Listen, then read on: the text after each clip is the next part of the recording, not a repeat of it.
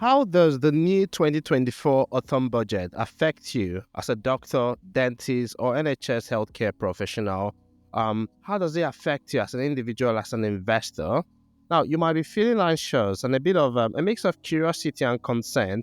And with a lot of the noise in the media, especially financial media, you might be wondering, how is any of this my business? How does it affect me personally, my wallet? Well, that's what we address in this video with the top 10 questions, and also we'll provide the answers. These are the top 10 questions that have come from our colleagues, doctors, healthcare professionals, worrying about how this Labour budget affects them. Now, since Rachel Reeves, the Labour Chancellor, unveiled this budget just a few days ago, we've been flooded with questions from our Moneywise Doctor community on our blogs, as well as in our private community. With the £40 billion in new taxes, marking the biggest tax hike since 1993, there's a lot to unpack. Let's jump right into the top questions. And if you have any new ones, pop them in the comments. Now, if you're new here, I'm Dr. Andy Eguim. I'm a former salaried GP. I'm an investor and entrepreneur. I started Moneywise Doctor after reaching a level of financial independence, which allowed me to leave my salaried GP role 2 years ago. Now, what Moneywise Doctor does is to help doctors and healthcare professionals make smarter financial decisions and avoid costly mistakes, especially when it comes to investing, taxes, and just generally not doing dumb stuff with our money. Now, let's get into how this budget could affect your wallet. Let's start with the first question. Fiscal drag. There's a lot of questions around fiscal drag. It's nothing new. The question is, can you break down fiscal drag and how it could affect my income? So that's come from a doctor in the community. Excellent. So this is a great question. Fiscal drag is when your income goes up, usually to try to keep pace with inflation, but tax thresholds stay frozen. So you end up getting dragged into higher tax brackets, even though your buying power hasn't really increased, because inflation is eating away at the higher pay anyway. So it makes you feel a bit poorer, and really you get more cash, but you can't really buy more. So it's a hidden tax sort of that reduces your take-home pay. But there's a bit of a good news there, just a tiny bit. From 2028-2029 tax year, the tax threshold will start adjusting with inflation, and that could ease some of the pressures. However, I wish they implemented it immediately, just like they did with the other increasing tax policies like capital gains and stamp duty land tax that we're going to address here as well in this video. Now, for more on tax bans, you can check out my previous video, the last video, titled UK Labour Budget, the impact on doctors and NHS staff. So that might give you some more ideas about the tax bans. Question 2. What changes were made to capital gains tax and how did they affect my ISA? Right, this is an interesting one. So another great question. Now, just before the budget announcement, I had to make a strategic move by selling my non-ISA investments, and here is why. Because of these changes we anticipated. The capital gains tax, or CGT, can be quite impactful. There are taxes that you're taxed on when you make a gain when you sell stuff, like stocks or houses. So there's no direct changes that can affect you if you have your investments in an ISA. But if you have investments outside ISA, there are some changes. So the basic CGT rate is rising from 10 to 18%, and the higher rate is increasing to 24%. So this means that when you sell non-ISA assets, you will face bigger tax bills. So it's really important. Choosing the right investment vehicles is now more critical than ever. So I would not be investing in a non-ISA account until I've exhausted my ISA. So how will the increase in employer national insurance affect me as a doctor? That's the next question. Well, if you're a salaried doctor like a resident, this change won't hit you directly. But for GP partners, private practice owners, it's quite significant really, because an employer NI is increasing from 13.8% to 15%. And the threshold to start paying it would also drop. So more people have to pay from £9,100 to £5,000. So this means higher operational costs that could affect practices and even small businesses generally. So your income as a GP partner or a private practice owner could actually be impacted. Basically, it means that more salaries will be incurring this charge, leading to increased costs for healthcare employers. Some businesses may respond. I don't know how they might respond. They might respond by cutting costs, delaying hires, or just adjusting salaries. We'll see how this all plays out. But there's some small good news as well for small businesses. There's an increase in employment allowance up to £10,500 now, which could offer some partial relief. I've detailed this again in my Halloween budget analysis video, so give that a watch for a deeper dive. Question 4. So what's the deal with VAT on private school fees? Now, this one is tough for families sending their kids to private school, not because they are stupendously wealthy, but because they just want to provide better opportunities for their children. So this is it. Starting from January 2025, there will be a 20% VAT added to fees, private school fees, and private schools will also lose their business rate relief in April 2025. So this could mean a significant financial burden for doctors and healthcare professionals who have their children in private education.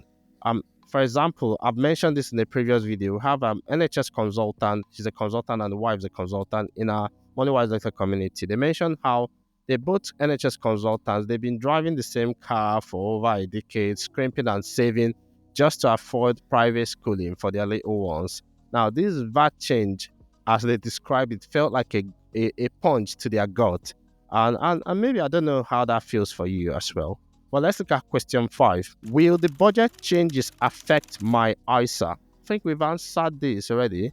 But yeah, well, it's some good news here. The annual ISA allowance remains unchanged.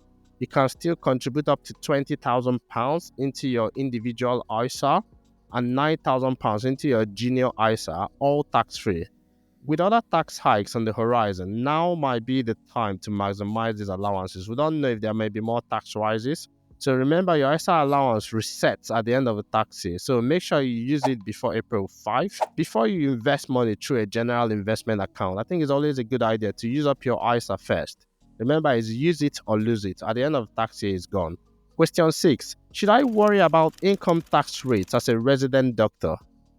I quite like the sound of that. Surely, resident doctor sounds better than junior doctor. Yes, but addressing the question, while income tax rates didn't change directly in this budget, some might say it changed through the back door, fiscal drag still applies. So as your salary rises with inflation, more of your income could get taxed at a higher tax rate over time.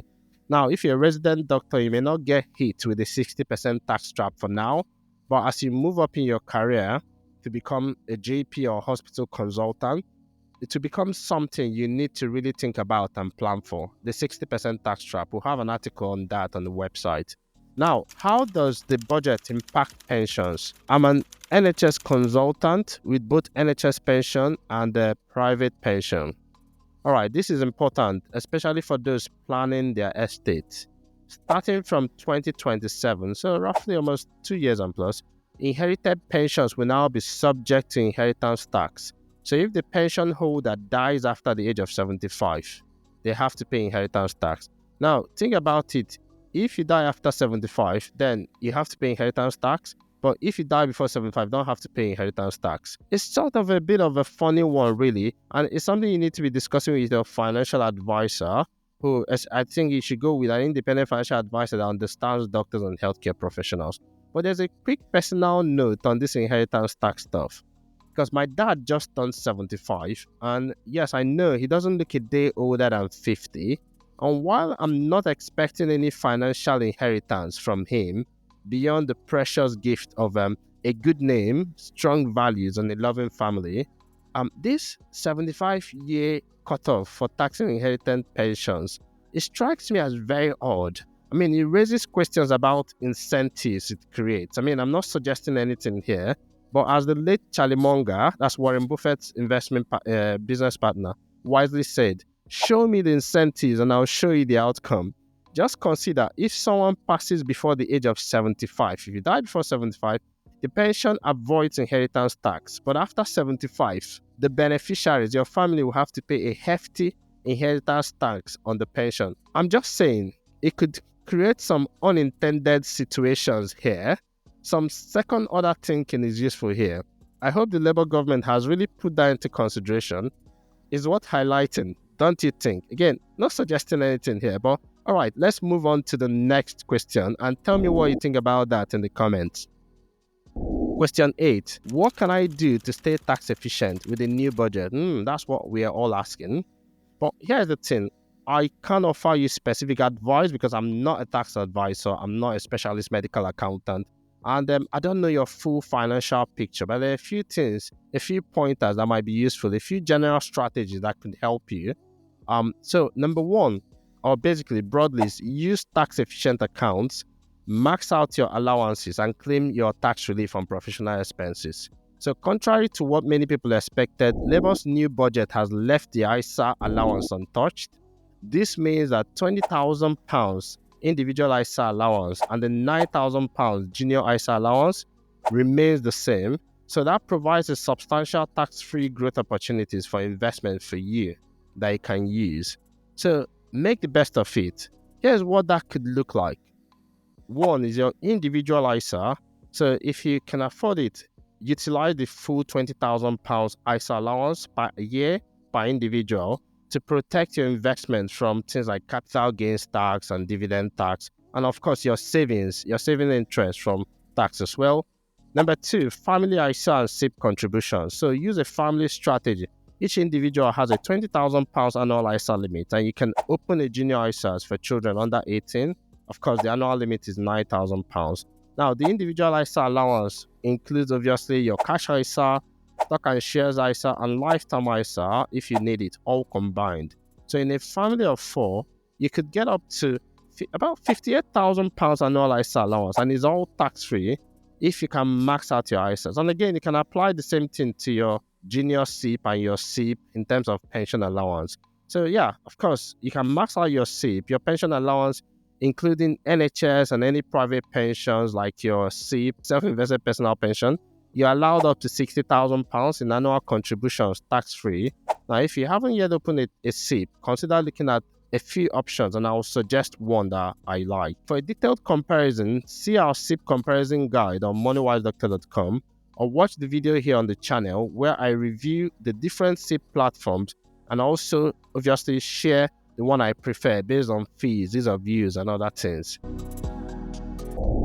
Now, out of all this platform, I went for Invest Engine, and I'll tell you why I went for Invest Engine.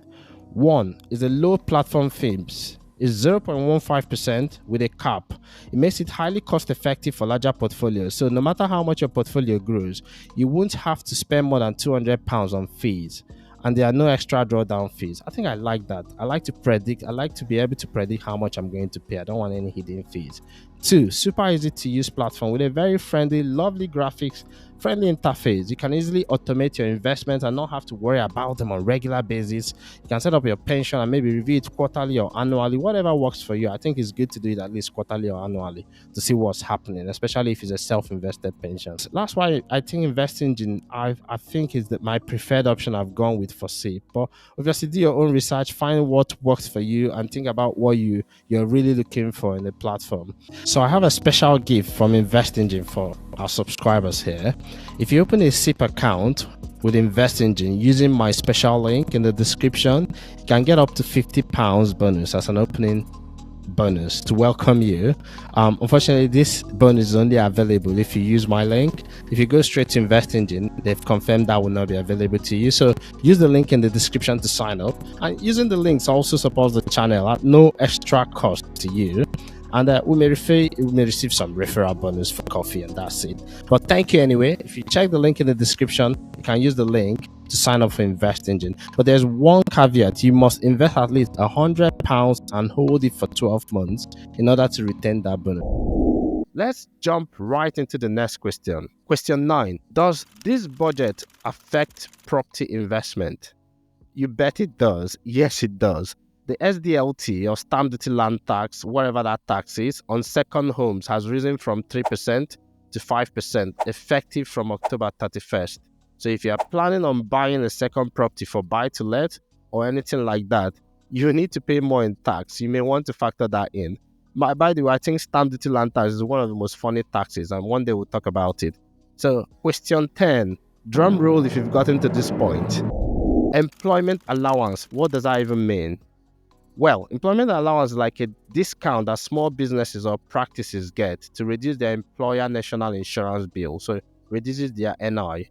So it's been increased to 10,500 now. So that can ease some of the burden, on this whole budget changes to reduce the financial pitch. Well, there's a bonus question if you've gotten to this point. Why is reviewing my estate plan now more crucial? Okay, so of course, it all seems a bit obvious now, but to answer the question, here are a few things to look at. With the rise in taxes and maybe some more changes might come, so pensions have become subject to inheritance tax from 2027. So it's more important now to review your estate plan. It's more crucial. Consider options like setting up your life insurance, put them in a trust. Now, life insurance in a trust falls outside your estate for inheritance tax.